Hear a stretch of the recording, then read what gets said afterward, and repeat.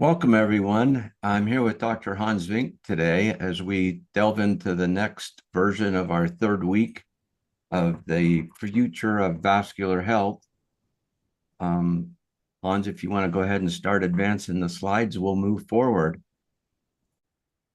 So this will be the third version of our podcast this month in February, where we're focused on heart health. So this week we'll be focused on heart attacks, and particularly we're going to look at angina and the link to the glycocalyx, and we'll look at studies that we've been involved in over the last 10 or 12 years with the glycocheck device, and we'll show you the differences, particularly that we see between females and males and the risk factors and some of the reasons we believe that are behind those differences that exist between men and women in heart attacks and complications with heart disease. So Hans, I'll turn it over to you. Well, thank you, Bob. So last week we already discussed atherosclerosis, so blockage of large arteries, and if that happens in the heart, that can give you a heart attack or chest pain called angina. And we show this slide showing the heart and large vessels bringing blood flow to the heart. Um, and we discussed if there's impaired blood flow or impaired myocardial perfusion that can result in a heart attack or chest pain.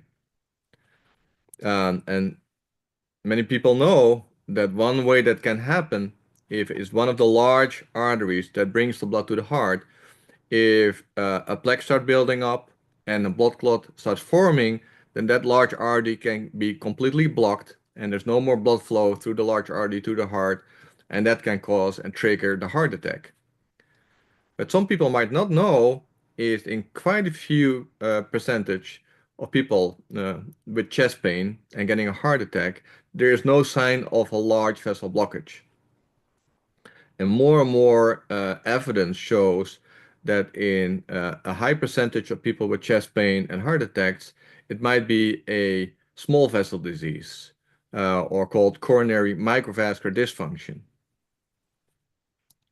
And a recent study shows that in patients with ischemic symptoms or not enough blood flow and oxygen to the heart and angina that do not have any obstructive coronary angiograms, meaning there's no blockage of the larger vessels, that in those patients with chest pain without blockage of the large arteries, that in about 34 to 60% in women and a little bit lower percentage in men, it might be due to coronary microvascular disease.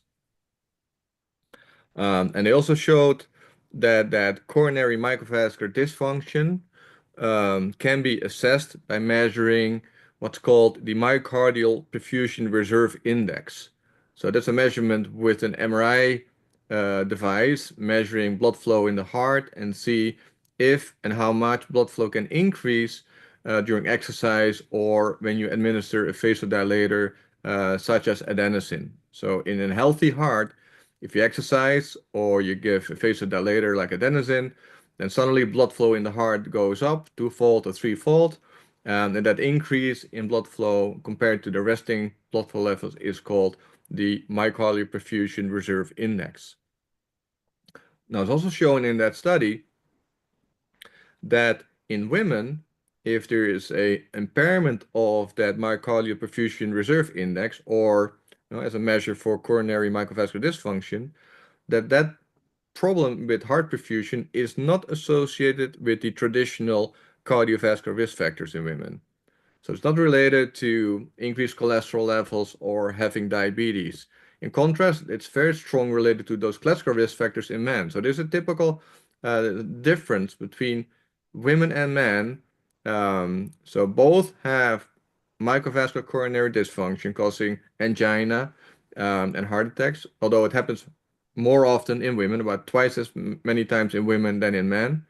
But in women, it's not related to the classical risk factors. So the question is, what causes the coronary microvascular dysfunction and the lack of coronary flow reserve in women specifically. So one question we asked already some years ago is whether glycocalyx damage is related to coronary microvascular dysfunction, and that damage of glycocalyx is actually causing the angina and heart attack, and that happens more in women than in men. And as I've shown before, the way we measure glycocalyx defect with the Glycocheck device is that we image many microvascules sublingually, and we measure the position of the red blood cells relative to the endothelium. In healthy blood vessels and healthy microvessels, red cells don't touch the endothelium and bump into glycocalyx. But if glycocalyx is compromised, the red cells penetrate a little bit deeper, and we call that an increase in the perfused boundary region. So the depth of penetration of the red cells into glycocalyx as a measure for glycocalyx damage. Now, if we go back to the angina patients at the cardiologist, in that study So in Hans, 2007, yes, Bob. can I ask you a question? So can you tell our audience how angina, how they experience angina, what it feels like? Well, I have never experienced this myself, Bob. So you might actually be better to explain it than I am. Well, yeah, okay, I can. So that's that angina or that tightness in the chest when you exercise, for example, when I would walk up hills or exert more, I would feel a tightness in my chest, which I didn't know what was causing it. And when I first had that 15 years ago, they thought it was large artery disease, just as you've described here. And so they went in with the idea that they would have to put a stent in, but we didn't have any blockages that required a stent. And so they said, we don't know why your angina, why you're experiencing that. So that's what set me on this whole path in the first place. And so what you're really talking about, I guess what I diagnosed myself 15 years ago was coronary microvascular dysfunction, or that tightness in the chest when I would try to exercise more or be more physically active, where I needed more blood flow. Well, and that's indeed what we found in the same study, Bob, that people with that tightness in the chest angina that do not have any large artery blockages, called syndrome X or coronary microvascular dysfunction, have a significantly increased level of glycocalyx damage compared to healthy controls without angina. Furthermore, if we do a blood flow increase challenge with nitroglycerin under the tongue, so people with angina get often these nitroglycerin sprays or pills when they have chest pain. They can take it in their mouth, and the purpose of that is that the nitroglycerin increases blood flow and is hopefully helping increasing blood flow also to the heart and taking away that pain. Now, if you look at the response of the nitroglycerin to glycocalyx, then in healthy controls, we see that nitroglycerin also increases the permeability of the glycocalyx, causing an increase in that PBR value. So red cells penetrate a little bit deeper in glycocalyx when stimulated with nitroglycerin. In contrast, in the angina patients with microvascular disease, we see they already have higher PBR values, more glycocalyx damage, and there's no further increase in permeability of glycocalyx in response to the nitroglycerin. Another way of expressing that is looking at the response of PBR, the increase in PBR values in response to nitroglycerin. Then again, in the patients with microvascular dysfunction, there is no increase in PBR in response to the nitroglycerin, but there is still an increase in the healthy controls, but also in the patients that have predominantly large vessel coronary artery disease. So in the absence of microvascular dysfunction, there is still increases in PBR, but the patients with coronary microvascular dysfunction, nitroglycerin doesn't further increase their PBR values.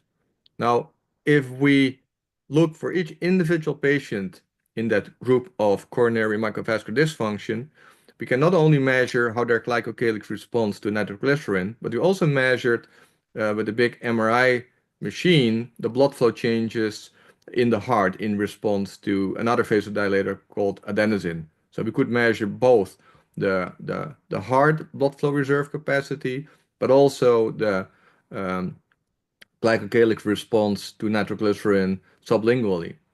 And that's shown in this graph. So each data point is now one individual patient with angina with coronary microvascular dysfunction. On the vertical axis, it shows how much the glycocalyx PBR value changed in response to nitroglycerin. And you see, as shown before, most of them have no or very little change in their glycocalyx PBR in response to nitroglycerin. So this is zero. These are, you know, decreases in PBR, little increases in PBR. So on average, there's no change really in the PBR value for the whole group. But you do see there's differences between individuals.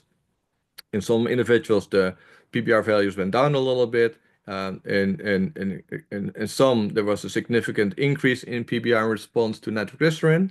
But the interesting thing is that it correlates very strongly with what is on the horizontal axis, which is we call the transmural myocardial perfusion reserve index. So that is the flow response to adenosine. So a value of 3 means that if you exercise or if you gave adenosine, the blood flow to the heart can go up 3 times compared to baseline. But then again, you see that most of these patients with microvascular disease, there's very little, if any, myocardial perfusion reserve index. But then again, it correlates very strongly with the lack of changes or the changes in glycocalyx sublingually with nitroglycerin. So that also explains why that MRI measure for perfusion reserve index can be used as an index for microvascular dysfunction, as in that other study that I also referred to earlier in the presentation. So a question for you then. And this might go back to the study that was done in Greece on, the 600 participants over 6 years. So PBR is, and the change in PBR, or has an impact on cardiovascular risk then? Well, that's a really good question. We don't really know. So last week I discussed that PBR as a measure of glycocalyx damage is related to large vessel disease. And we know that in large vessels, damaged glycocalyx results in cholesterol leakage into large arteries and immune cells moving over the endothelial cells into the tissue, causing local inflammation. But very little is known how it relates to the coronary microvascular dysfunction. So in the next few slides, I hope to shed a little bit more light about one of the possible ways in which a damaged glycocalyx can contribute to coronary microvascular dysfunction and angina and heart attacks, and why that happens more in women than in men. Okay. So one other thing that we measured in these patients is the microvascular flow reserve capacity. As shown before, if you look at the capillary blood flow under resting conditions or when blood flow is low, we know that not all the capillaries are perfused all the time. So in this case, under resting conditions, there are about 3 capillaries, but only 2 capillaries are perfused with red blood cells when blood flow is low. And then when blood flow is increased, for instance, with nitroglycerin, we see that not only total blood flow goes up, but also that more capillaries are being red cell perfused, so perfused capillary density goes up proportionally in ideal situations with blood flow increases. In contrast, in patients with a compromised microcirculation, as in the coronary microvascular dysfunction patients, there's not only fewer capillaries being perfused under resting conditions, but when blood flow goes up, there's no further recruitment, there's no reserve capacity of capillaries, so there's no increase in the number of blood perfused capillaries when blood flow goes up. So a question for you there. Or so does that mean I see you still show in that graphic that it appears that there's capillaries, but they just don't engage or they're not engageable? What's happening there? No, actually, the graph represents, there used to be capillaries, but they're not available anymore. So they can be due to blockage by cells sticking to the wall. It can be due to edema formation that really compress the capillaries. But we do know if capillaries are not perfused for a while, then they also will no longer be available and start disappearing, and the tissue will just will destroy them, and they won't be available anymore. So So in the glycocheck test, the microvascular health score that we do, does that does that manifest itself?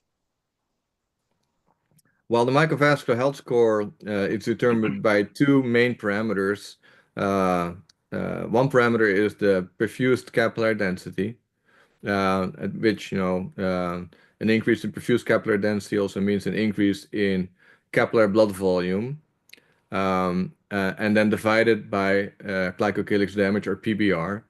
So yes, if you have fewer capillaries being blood perfused, your capillary blood volume will be lower, and also you will have a lower microvascular health score. So just to repeat what you said, then the microvascular health score that we get with the glycocheck device is actually picking up exactly on what you're talking about here. Number one, you're going to see that you're not engaging as many capillaries, as fewer capillaries, and then you're also have a thinning, or your glycocalyx isn't as thick. Correct. So we measure both the number of capillaries and level of damage to the glycocalyx. And if you really want to know your reserve capacity, we have a long measurement and a short measurement. And the long Yes. measurement looks at different sites, at low flow and high flow, to also determine that reserve capacity. And so it's even a more in-depth analysis of what you're talking about. Correct. So if we move again to the angina patients and compare them to healthy controls and see how perfused capillary density changes in response to nitroglycerin again, we see especially on the left side with where the smallest capillaries are, that in healthy controls, in response to the nitroglycerin, not only blood flow goes up, but there's also a 2 to 3 fold increase in the number of capillaries being blood perfused. But it doesn't happen in the cardiology patients with angina, both with large vessel blockages as well as the patients with coronary microvascular dysfunction. There's no response to the nitroglycerin, there's no recruitment, there's no reserve capacity of capillaries. Now, to further study the relationship between a damaged glycocalyx and why that results in coronary microvascular dysfunction, we did another study a couple of years ago in the same people that we also did the obesity study in Leiden. But now we looked at the changes in glycocalyx in about 700 patients that we measured, and how these changes in glycocalyx are related to a list of clotting factors. And one clotting factor in particular that I want to highlight is fibrinogen. So fibrinogen is an important clotting factor that can stick to the wall and contribute to the formation of blood clots.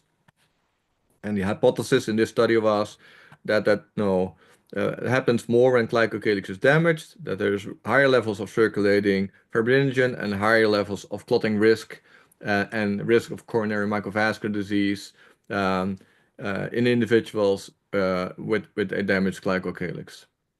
So to measure that, we looked at this big cohort of obesity patients called the NEO cohort. In a subset of the more than 6,000 patients, we did glycocheck measurements. In the end, there were 771 patients or healthy individuals, actually obese people, that we were able to do a glycocheck measurement. And over those 771, there were 408 measurements done in females and 363 measurements done in males. So why are we so focused on fibrinogen and how that relates to glycocalyx? Well, that's shown in this slide. This slide shows 4 plots, all in response to changes in circulating levels of fibrinogen.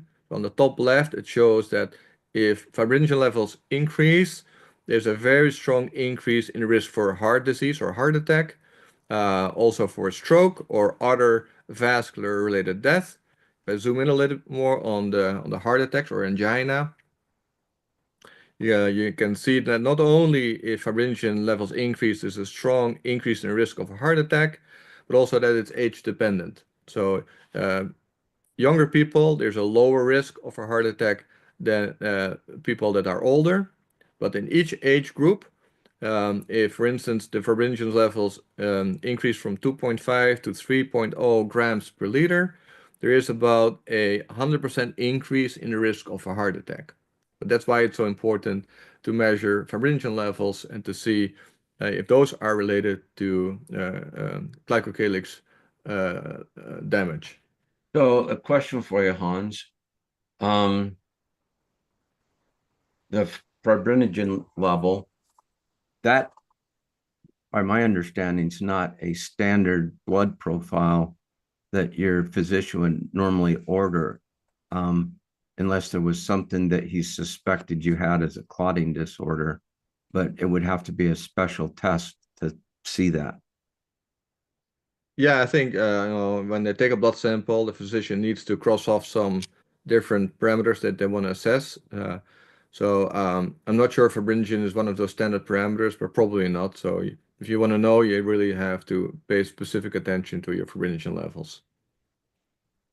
So if you were a patient and you did a glycocheck test and it showed that you had low microvascular density and you had a thin glycocalyx, or it wasn't very thick, would it be worth your time to request that to see what it was from your physician from a blood? Well, we, Well, we may want to look at the results of the study first, Bob, before I answer that question. oh, okay. I didn't know you were going to go there, so I'll let you explain that. So if we go to the study, as what we try to measure if there's a correlation between levels of glycocalyx damage and circulating levels of fibrinogen. So with this show, the dotted line is no change in fibrinogen, and it's measured in response to a small change in PBR or your level of glycocalyx damage. So the fibrinogen levels that are shown here are increases in fibrinogen expressed in milligrams per deciliter per small change of PBR, so per small change of your glycocalyx damage. And a small change of glycocalyx damage is an increase in PBR of 0.3 microns. So what this shows in the total group, the total population, some males and females combined, that if your PBR increases 0.3, there is a correlation with circulating fibrinogen, and there's an increase in circulating fibrinogen 4.4 milligrams per deciliter. So that's not the same as grams per liter.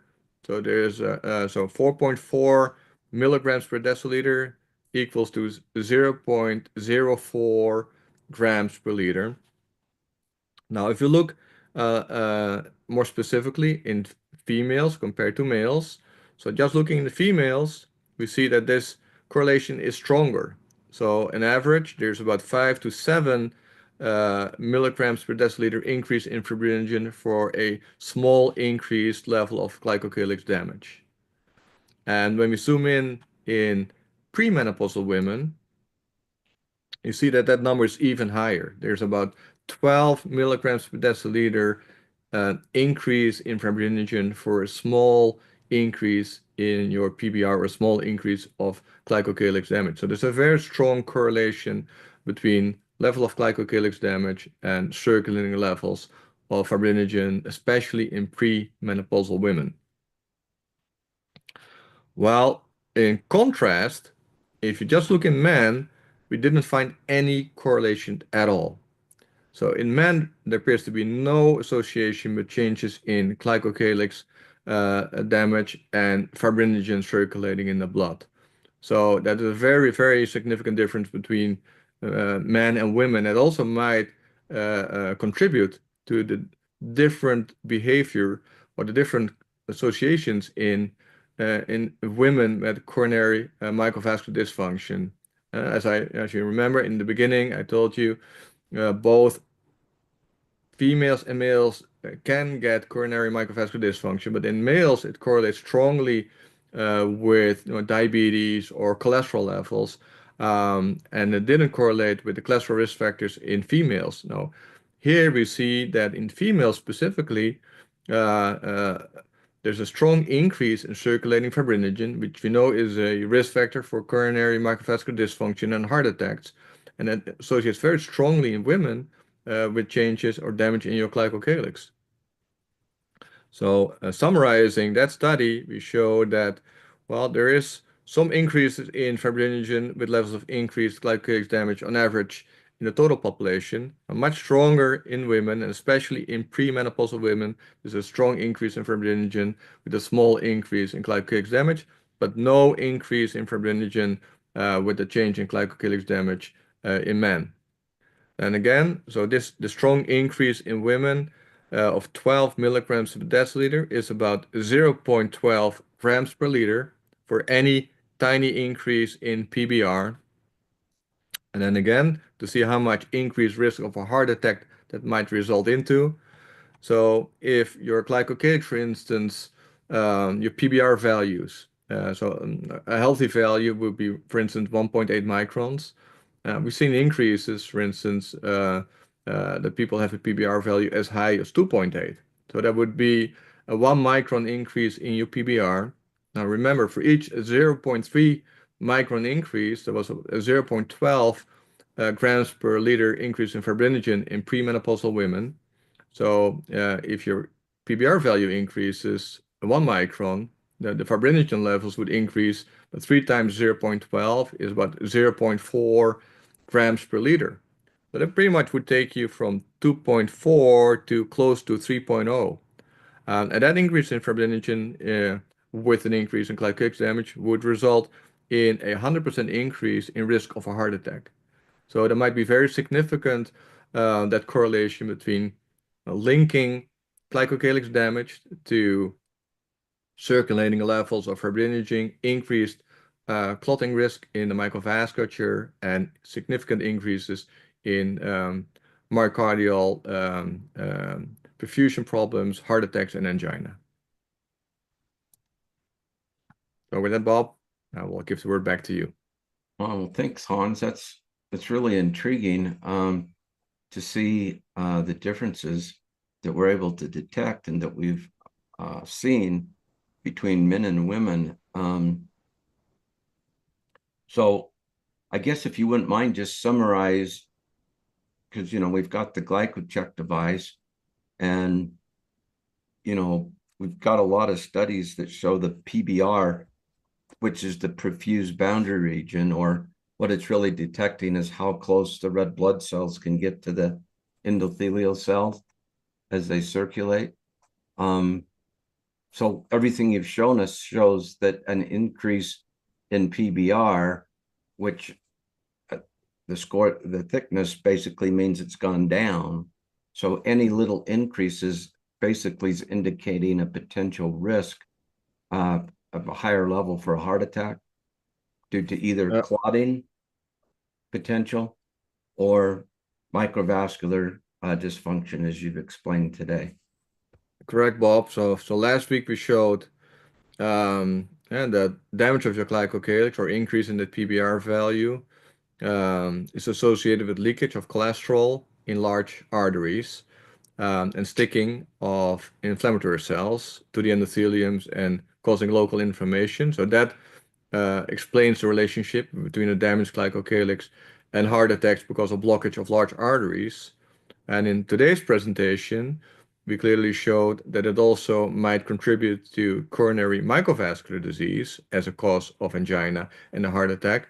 And that especially in women, there's a strong relation between a damaged glycocalyx or increased PBR value and circulating levels of fibrinogen, which is an important clotting factor that has a strong correlation with increase in risk of a heart attack. So more glycocalyx damage, more circulating fibrinogen, more clotting risks, a much higher risk of a heart attack or angina due to a coronary microvascular dysfunction in addition to the large vessel blockages that we discussed earlier. Yeah. So I know that when we test women with the glycocheck device, um, we recommend, if possible, that they're not doing it during their menstrual cycle, because basically that's going to affect their microvascular health score, because we'll be able to detect those differences, correct? Yeah, that also relates to the finding that relation between glycocalyx damage and fibrinogen is much stronger in premenopausal women. In the past, we've seen that during the menstrual cycle, at the beginning of the cycle when the bleeding starts, the enzymes that actually break down the endometrial tissue are the same enzymes that also, when they start circulating systemically, uh, causes glycocalyx to be damaged a little bit, and it makes glycocalyx a little bit more permeable. So that might also explain that, at different phases of the menstrual cycle, and glycocalyx is a little bit more damaged by those enzymes, there's also a little bit higher risk of clotting problems because of the association between glycocalyx damage and circulating levels of fibrinogen. Yeah, so I know in some of the studies we're in, particularly focused on women's health, for example, at McGee's or at the Mayo Clinic, they could definitely they track the complications of pregnancy, for example, preeclampsia and the effect on glycocalyx, which then increases blood pressure. So everything we've been talking about the last 2 or 3 weeks all have an impact on particularly women's health, even when they're younger and during pregnancies and that sort of thing. Yeah, same thing. If you um, look at pregnancy itself, it's already a challenge on glycocalyx. So PBR values significantly increase during pregnancy. But in some women, that increase is much stronger. There's much more damage to your glycocalyx to such a level there's a very high risk of clotting problems, but also reduced production of nitric oxide, causing blood flow, blood pressure to go up, leakage of fluids and proteins, causing a lot of edema. So a lot of the vascular issues that can develop during pregnancy appear to be related to more glycocalyx damage. Yeah. So, sometimes we use medical terms, and some of our uh, customers that aren't medical professionals may not understand some of the terminology. For example, edema. Can you just explain to a layperson what edema looks like and how it's manifest? Edema is the leakage of fluids from your blood vessels into your tissues, and it shows by swelling of your fingers or swelling of your ankles, for instance. When there's damage of your glycocalyx, your blood vessels become more leaky. It's very easy for fluid to leak into your tissues, and that's when you have the swelling or edema. Okay. So, sometimes I know people, if they fly, they'll get, edema, their ankles will swell. But I guess that's edema, for example, would be an early warning sign to people that maybe they're starting to have some microvascular dysfunction or problems with their glycocalyx potentially. Yeah, we know that glycocalyx is a very important compartment controlling the fluid balance between blood vessels and your tissues. So yes, when glycocalyx is compromised, it's much easier to start leaking fluid from your vascular system into your tissue. So if you do have edema, you might be at risk of a compromised glycocalyx. Yeah. Well, this is fascinating. I really appreciate you taking the time to go back and look at all the studies that we've been in, and see the correlations. And I hope this information was helpful for our audience. I guess it just drives home the fact that how important glycocalyx is the largest systemic organ in the body as a protective device that God put there, but it's also really implicated in all the conditions and diseases that ultimately develop in the body. So, in the coming weeks on our podcast, we'll continue next week to have some discussions about additional things as it relates to heart disease for Heart Health Month. But then, as we move forward into the coming months, we'll get into more detail about how the glycocalyx is related to other conditions that we see in the body and how, I guess, they show us early warning signs, if you want to think of it that way, which ultimately, if they go unchecked, will develop into serious diseases, or what we call organ starvation. So we look forward to talking to you in future podcasts and hope you've enjoyed our one today. Talk to you soon. Thanks for listening to The Future of Vascular Health. Healthy vessels, healthy future. If you're ready to take charge of your health, it's time to check out Revasca. This powerful supplement is designed to protect your glycocalyx, the microscopic layer that keeps your blood vessels healthy and strong. Revasca can help support your heart health, improve circulation, and even reduce high blood pressure. It's also great for boosting brain function, keeping your kidneys healthy, and preventing vascular complications before they start. Think of it as a way to keep your body running smoothly so you can live longer, feel sharper, and stay active. Don't wait. Take the first step toward better health today. Visit glycocalyx.com to learn more about Revasca and how it can help you protect your future.